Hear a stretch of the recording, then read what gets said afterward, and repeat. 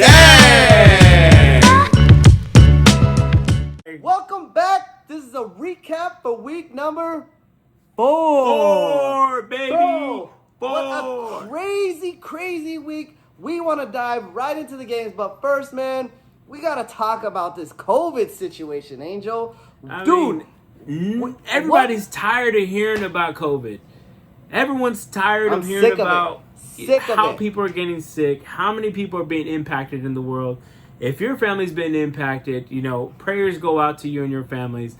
But we're here to tell you about the facts with football. And right now, COVID it took over this week. Ruining stuff. Last week, it started with one off player from the Falcons, the cornerback, the rookie sensation for the Falcons, and nobody thought much of it. They thought one player, everyone else tested negative. Okay, cool. The NFL has this under control. And what happens this week? The Titans come out, bro. The Titans come out. They must have all gone out together the night before, gone a night out of town, and been irresponsible because they took test after test. They tried to postpone it for Monday night, and they kept coming back with negative results. And it wasn't just the players; it was the staff, and the Steelers, had to take a bye as well.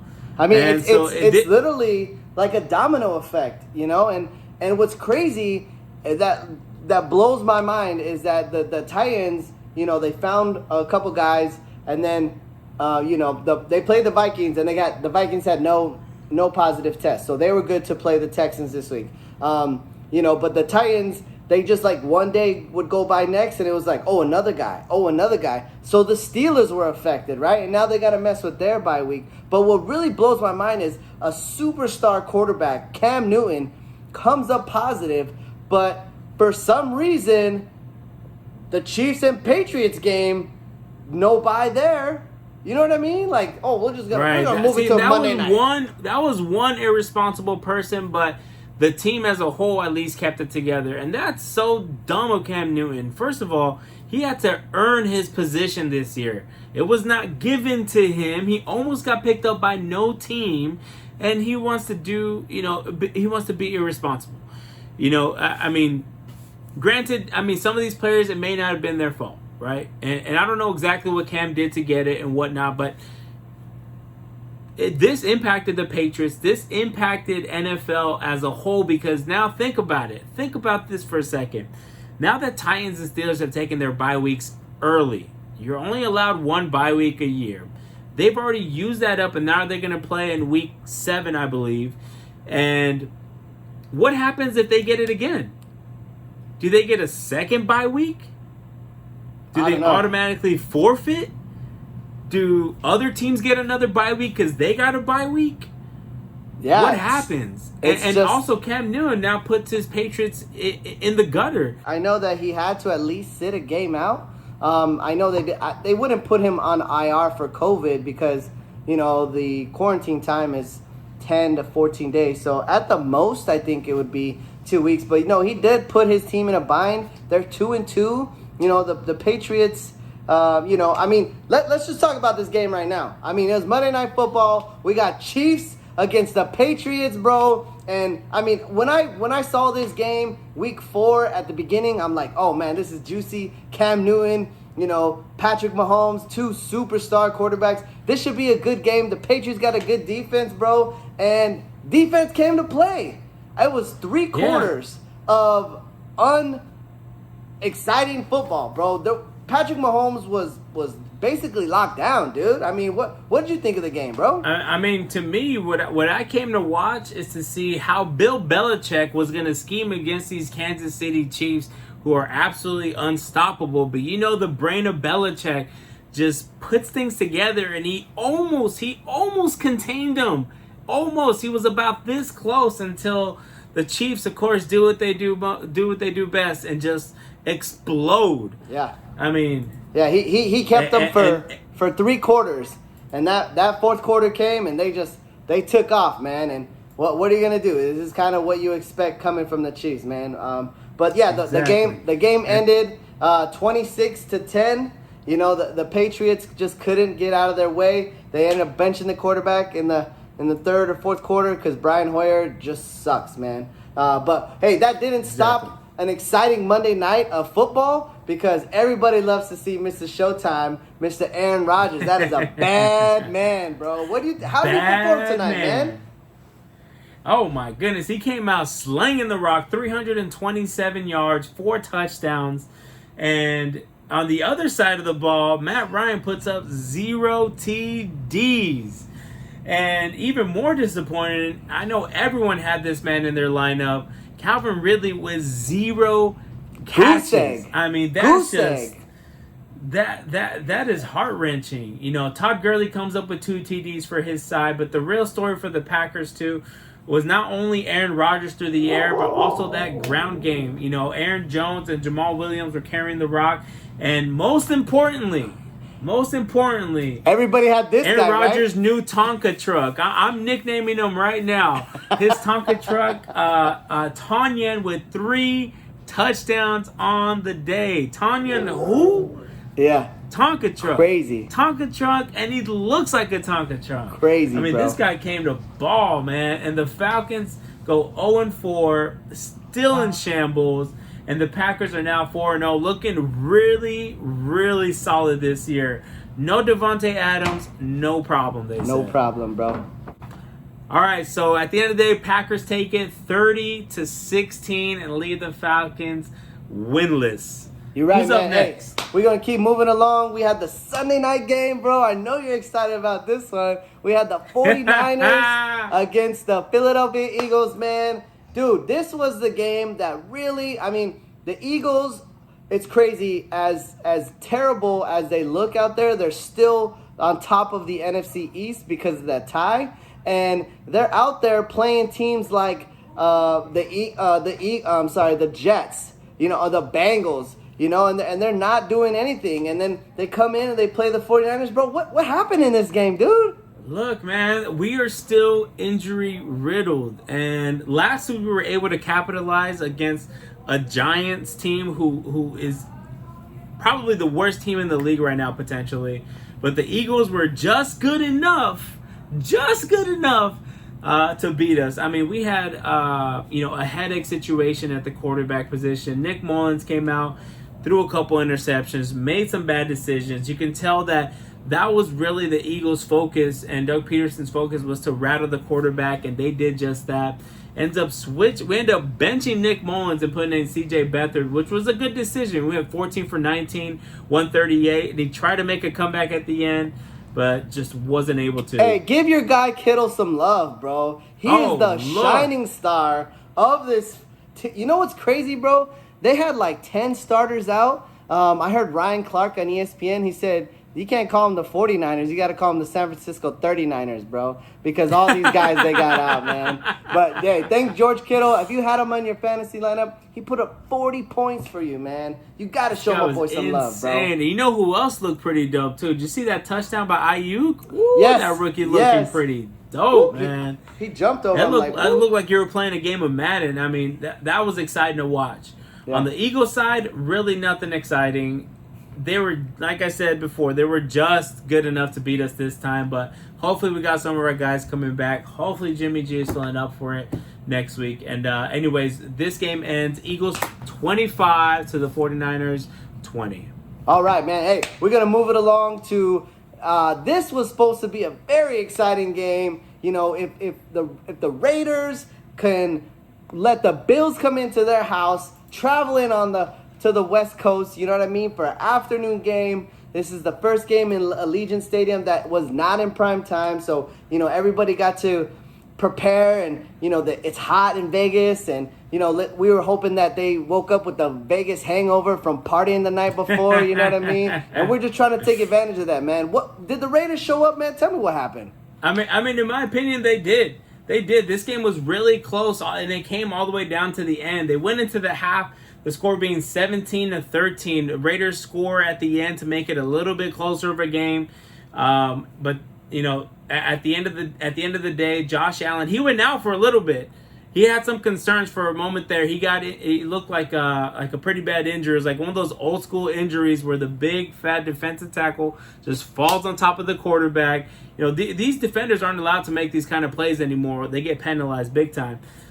So we don't see a lot of it anymore. Thank goodness. I actually really like that role. But Josh Allen came back in the game and finished what he started. He goes 288 with 2 touchdowns. Not exactly what he's done recently, but it was enough. Yeah, it was a good game. I felt like the Raiders really played it a little bit too conservative.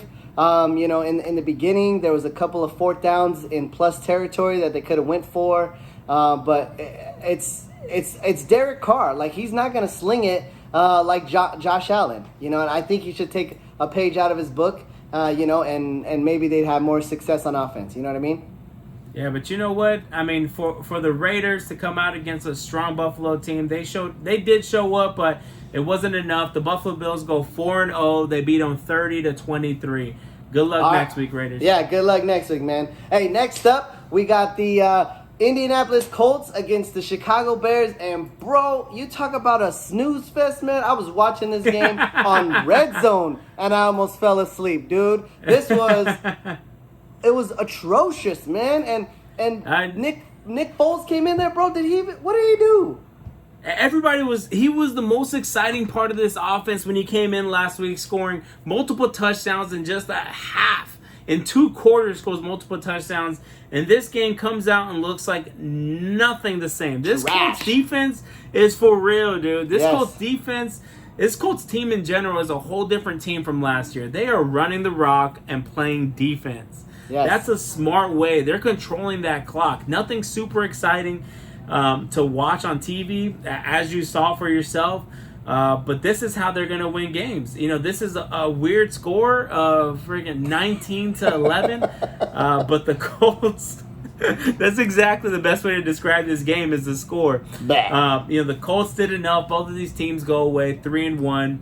And, not much else to say about this game. All right, Colts win it 19-11. Yeah.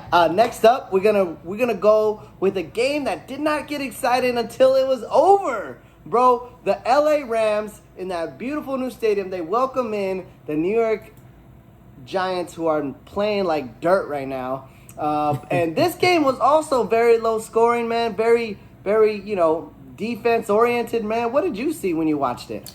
I mean, and surprisingly so. After you saw the 49ers have their way with them last week, with all their replacements in for the game, I mean, you would have thought the Rams would have came in and done the exact same thing. But the Giants went back to the drawing board, made some changes, and they honestly still look like they still don't look great. But they were, at least their defense was holding down that Rams offense, or maybe the Rams were just playing to their level. I mean, what's your thoughts on the game? Yeah. I mean, I thought that they definitely stooped down to the level. They kept them in the game. I mean, if it wasn't for that late touchdown by Cooper Kupp, it would have been a lot closer than what we imagined. But like I said, the most exciting part of this game didn't come until the game was over. Okay, Jalen Ramsey and Golden Tate throw jaws, like talking smack to each other, because Jalen Ramsey during the game basically speared him. It was a legal tackle, but he took him down, and Golden Tate did not like that, bro.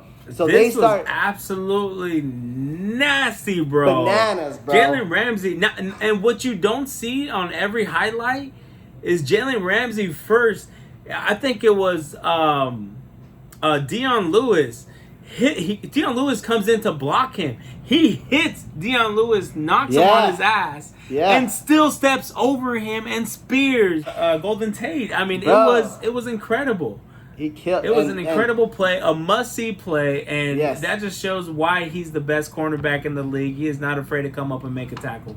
Hands down, bro. All right, final score: Rams take it 17-9. Giants go 0-4.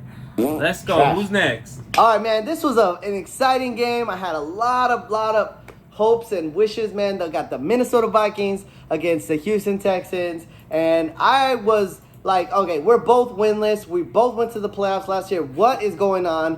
One of these teams has to do something, man. Which team did it? Tell us, man. Tell us. Give me some good news, bro. You should be the one telling us, man. This was an exciting game to watch. The Vikings came to play again. Finally, you see the Vikings offense running at all cylinders for the second week in a row. They got that spark that they needed in Justin Jefferson. I mean, he looks nice out there, bro. He looks nice. If he's sitting in any waivers out there, you guys have to pick this man up.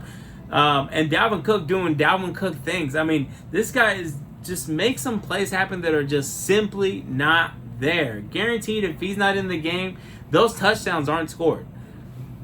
What's your thoughts on the game? Yeah, man, I love watching Adam Thielen catch the ball, and I love watching him celebrate with this little greedy dance that he does, bro. This little greedy dance, And I know he's learning it from Justin Jefferson and them LSU boys down south. But I'm just happy that the Vikings got a win. You know what I'm saying? And it shows because after the game, I mean, breaking news today, the Texans lose their coach and GM. The same guy. But this is the same guy that traded away DeAndre Hopkins for David Johnson. So it's kind of a blessing. It sucks that Deshaun Watson is going into rebuild mode. He's so much better of a quarterback and deserves so much better. But, I mean, tell me, did we win? I mean, what was the score, bro? Give it to me, dog. All right, so final score. Vikings take this one, get their first win of the season. 31-23. Texans another 0-14. Yes. Incredible. Yes. Now, this next game, bro, shocked us all. I bet if you had this game on your parlay, it screwed your parlay, man. The Arizona Cardinals flew all the way east. They thought, man, we got to bounce back from that last game. We're playing the Panthers, bro. Who are the Panthers, bro? And look what happens, man. They go in there, get caught with their pants down, bro. Tell me, did Kyler Murray even show up?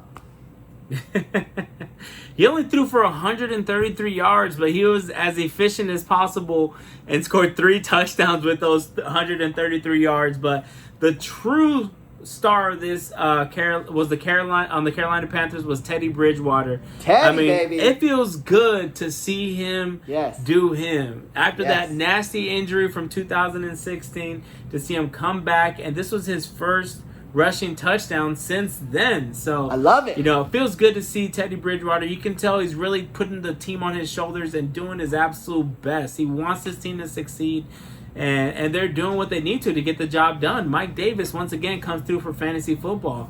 Robbie Anderson comes through with another 100 yards, another 100-yard game. And on the other side of the ball, D-Hop, where was D-Hop to be found? Where was Kenyon Drake to be found? This Panthers defense came and showed up again. Another upset, if you will. Last week we didn't expect them to win. Here we definitely didn't expect them to win against the Cardinals, and they showed up. They beat the Cardinals 31-21. They both go on to 2-2. Wow, what a shocker, man. Hey, next up, this game ended up being exactly how we thought it was going to be, man. We got the Ravens against the Washington football team. I mean, we love watching Lamar Jackson spin on them, right? We love watching him run, bro. He had a run this game, dude. It was so exciting, man. What did you? Hold on. There's a fun fact I heard this weekend, man. Let's hear it. Okay, the Washington football team in 6 straight games has been losing by double digits at halftime. Is that a shocker to you or what, bro? I mean, it's nasty to hear, but it is not shocking. It's really not. Listen, Lamar Jackson did Lamar Jackson things. His highlight, if you haven't seen it, is another must-watch clip. And on the Washington side, they're shining like a glimmer of hope. Is Antonio Gibson? This man came to play, put up 4 receptions for 82 yards. 13 carries for 46 yards and a TD. He looks like the real deal. And I know they're excited about the future for him. Other than that, there's not a whole lot to be excited about this Washington defense. They were without their star, Chase Young. And, I mean, Baltimore did what they did. They left them high and dry. 31-17 was the final score. Ravens over Washington. Yep. Next up, man, this was also a very exciting game. More high scoring than I would have thought. But, hey, we got the LA Chargers take a far trip over to the East Coast to play the Tampa Bay Buccaneers, bro. Your Tampa Bay Brady, bro. Tell me what happened in this game, dude. This game was interesting to say the least. First, Yes. Herbert comes out slinging the rock. Did you see that 50, 60 yard sling to that he was the wide receiver that was just brought off of the practice squad. We don't even know his name, bro. Whoever, I think he has one catch for 100 yards. Anyways, Herbert came to play, and Tampa Bay tries to respond, and what does he do? He throws a pick six to the Chargers, and right off the bat, this just looks like it's going to be an ugly game. And so a lot of people anticipated, he was without one of two key weapons, and Leonard Fournette and Chris Godwin both out due to injury, and that Chargers defense is the real deal. So this is kind of the way you expected the game to go. But what ended up happening? Bro, Tom Brady decided to go reach into his bag where his 6 Super Bowl titles are, and he said, let me bring back Tom Brady from the past, man. He said, no 10-point deficit is going to keep me down. And what did he do, bro? He found his boy, Mike Evans, and he found this other dude, Keyshawn Bond, the second-string running back, and the Buccaneers did what they had to do to pull out the victory, bro. What was the score, man? Tell it. 5 TDs for Tom Brady. 5 For those of you that touchdowns, bro. gave up on Tom Brady, like I kind of did with my fantasy football team, listen, this man needs to start the rest of the way. This was a solid defense, and then for him to put up this kind of performance with his backups, he needs to start every week. Anyways, final score was 38-31. Bucks take this one. Yeah, what a game, bro. Good job, Tom Brady. Hey, next up, we got a surprisingly close game. We got Seattle Seahawks flying all the way to the East Coast against the Miami Dolphins, man. Russell Wilson, a little bit of a slow start. This game, Ryan Fitzpatrick, how did it end up at 8 points, bro? What is this? This score doesn't depict the way that this game actually went. Realistically, it was a Seattle Seahawks having their way all game. They were running the ball. Chris Carson with the big game. He had 80 yards on the ground with 2 touchdowns. And he also had some love over the air, 3 receptions for 20 yards. And he did it all this week. Russell Wilson cooked a little bit, but it was a little bit more like an appetizer. It wasn't a 5-course meal like he has the past few weeks. And Ryan Fitzmagic had no magic left in the tank. This was very worrisome. This is very worrisome for the people that streamed him this week. This game it was completely out of reach. Miami tried to put an honest effort into a comeback at the end. Ryan Fitzpatrick puts his head down for a touchdown, a rushing touchdown, and saves some fantasy football lives out there. But aside from fantasy football, this game was over before it started. Right. You're right, bro. Final score was Seahawks 31. They go 4-0. Another very promising team that's looking extremely strong. And Dolphins only scored 23 points with some garbage time points at the end. They go 1-3. Trash. Bro, this next game was actually pretty exciting, bro. We got the New Orleans Saints traveling all the way up to go see the Detroit Lions, bro. And the Lions come out and punch them in the mouth, bro. It's 14-0 before you can even blink, man. And, dude, do you think the Saints had an answer? Do you think? They go 5 straight touchdowns after that, bro. Wow. They looked like they were down and out. The Lions looked like they were the real deal for about 1 quarter, and after that, it was lights out. It was Alvin Kamara time. It was Drew Brees time, and they came marching in and took that spotlight right away from the Detroit Lions. Kenny Golladay and all, DeAndre Swift looked great, but regardless, it wasn't enough for the Saints. They put up 35 points against the Lions, only 29. And the Lions go 1-3. Another team that needs to come back and quick. Yeah, you're right, man. But hey, if this has to be the most exciting game of the week, bro. We have the Cleveland Browns traveling all the way down to Dallas, man, to play in Jerry's World. And, bro, the Browns came to play. Would you agree? Yes or no? I Right mean, now. Yes or no? Absolutely. I mean, this team. I mean, it feels like every week Dallas is having a blowout game, and is that good for them? Not necessarily, because it's not just them going off; it's the opposite team going off. And in this game, I mean, Dak Prescott goes off for 500 yards and 4 touchdowns. I mean, that's just nasty. You would think with those kind of stats, you had to have won the game. You only turned it over once. You had to win the game. But what really happened on the other side of the ball? Dallas's defense is MIA. I mean, Dak is forced to put up all these points because his defense is not giving him any support. I mean, when the Cleveland Browns can rush for 300 yards on the ground and your star running back goes out, Nick Chubb gets hurt, and they still rush for 300. Man, you had Odell had the game of his life with 3 touchdowns. I mean, this game, it ended a lot closer than it should have. I mean, it was, at one point they were up 27 points on the Cowboys, and garbage time comes around. Amari Cooper has a big game, but Denzel Ward ends up picking him at the end, and it just wasn't enough. And Browns take this game 49 over the Cowboys 38. Yeah, and the Browns look like they come into play this year. We'll see. We'll see if they can keep this up. Yeah. Hey, next up, man, another surprisingly high-scoring game. We got the Jacksonville Jaguars flying all the way up to Cincinnati to play the rookie number 1 pick Joe Burrow. Man, did he get his first win this week? I mean, he might have got his first win this week. I don't know. I mean, look.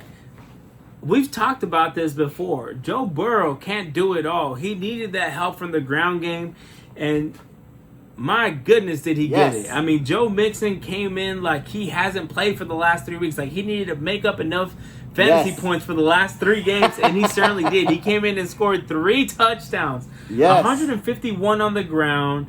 Another 6 receptions for 30 yards through the air for another touchdown. I mean, it was just nasty. He was all over the field, and Joe Burrow still put up 300 yards on, so this is a formula for winning when you have a good balance of pass and ground game. I agree. What was your opinion 100%. on the game, and can you tell us a little bit about the Jags? Yeah, bro. I mean, Gardner Minshew, he was happy to get his number 1 target back at DJ Chark, and he showed out. 8 catches, 95 yards, 2 touchdowns. But the Jags are a lot like the Cowboys. They just don't have a solid D. They lose some of their top guys, like Miles Jack goes out on injury. So, the Jaguars they're not looking good. Gardner Minshew is having to put the entire team on his back. He needs more support from James Robinson, who didn't show up today. I mean, ultimately, you got to give it to Joe Burrow. That's right. So, final score, Bengals win 33-25. And man, he gets his first win. Let's go. Good job, Joe Burrow. Last but not least, we have the Thursday night matchup. And bro, before this game started, I looked at it and I was like, "Oh, are you joking, man? We got Broncos against Jets, man. 2 winless teams." But this game was actually very entertaining, bro. High score game, and dude, you got to give me some good stuff on this, bro. What happened? I mean, I think it shocked everybody to see such a high-scoring game. I mean, Melvin Gordon was the story of the night. I mean, he came to play. He looked like his old self from the San Diego Chargers. Yes. Not the Los Angeles Chargers, but back in San Diego days when he was a beast. He was a top 5 running back. He had 23 carries for 107 and 2 touchdowns. They were happy to see that, but still riddled by injuries. Noah Fant went out in this game as well. And, they started quarterback Ripon, who, he threw 3 interceptions, so I can't say he got it done for this team. Tell me what was your perspective of the game? Yeah, I mean, the Jets are the Jets. I mean, Sam Darnold is going out there, he's seeing ghosts still. He got hurt. He went back. He came back in the game because they definitely don't trust Joe Flacco. And the Jets are who we thought they were. They're counting down the days until they can get Le'Veon Bell back, which looks like it could be next week. I mean, they got Jamison Crowder, so he shined. He had 100 yards. He just couldn't get into the end zone. But, I mean, the Jets, they need to fire their coach, bro. And the sooner they do that, the sooner they can get out of this rut. If the Texans can fire their coach, I mean, why is Adam Gase still employed if they're gonna fire O'Brien? Please it just explain that to me. It doesn't make any sense. And at least their offense put up some points, but they let the Broncos score 37 with the injury-riddled team and their fifth-string quarterback. You feel me? It just doesn't make any sense. And the Jets go 0-4 as we expected. The battle in New York for the worst team between the Giants and the Jets. Broncos win this 37-28. Man, week 4 is in the books. Man, I cannot wait for week 5. I'm so excited. I love you guys for tuning in. Please, if you haven't seen the shirts, we can customize these, bro. We could put a deer on them. We could put an Instagram logo. We could do anything you want, man. You let us know. We love your support. Please hit the like button, subscribe, tell your friends, tell your family, tell your mama, tell your grandmama, tell your tia, tell your tío. All right, but wear your mask before you do it because we don't want no more COVID, right, bro? That's right. Definitely not in the NFL. Come on, past week 8. Come on, baby. Come on, let's baby. go. Past week 8. All right. Hey. But anyways, thank you guys for tuning in. We appreciate you guys. We love you guys, and we'll see you next week. Peace. Peace.